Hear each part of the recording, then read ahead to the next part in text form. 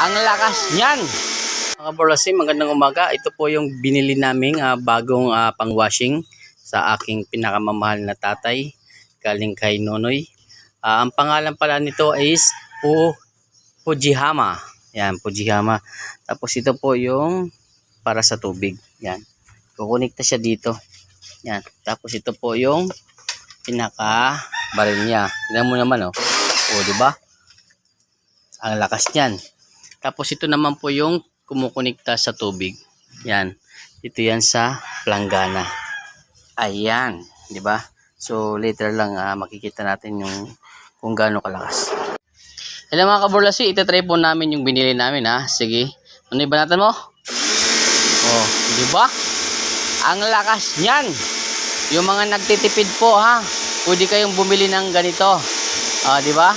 Ang lakas. Kahit hindi mo nasabunin, talagang talsik talaga yung alikabok diyan. Di ba? Kaya parang gusto kong magbalak na magtayo ako ng washing dun sa probinsya namin eh. Yung pangalan, Washington Borlasoy.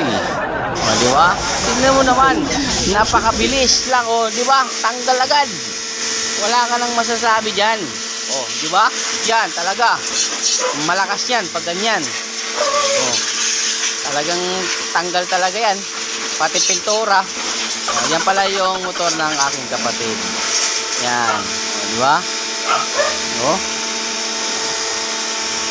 Ang lakas-lakas niyan.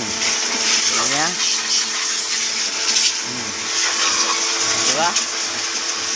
Tanggal. Pati lumot lumot, di ba?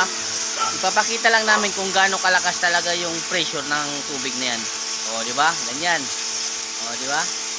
Paano mo palawakin mo. Yan. Yan ang pang-washing. Yan ang pang-washing talaga, di ba? Yung mga nagtitipid, bumili lang po kayo kay Ninyo Pluma. PM nyo lang siya. Nasakya po siya. Yun siya ang may tindahan yan. Di ba? Okay, thank you mga kaborlasay. Thank you sa mga nanood.